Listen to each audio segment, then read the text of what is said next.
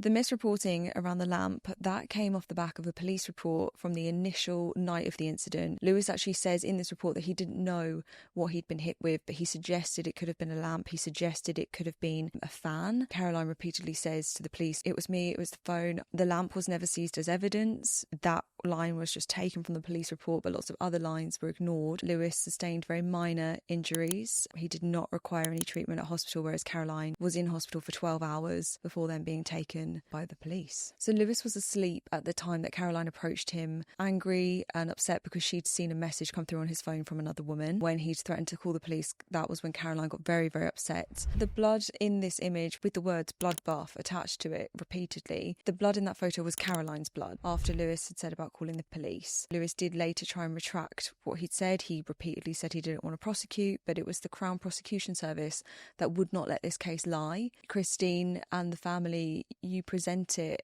very much in a way which suggests that the CPS didn't want to let this case lie because they wanted to make an example of Caroline. They wanted to be seen to be doing something about domestic abuse, domestic violence, when what happened, you're saying it wasn't domestic violence, it wasn't domestic abuse.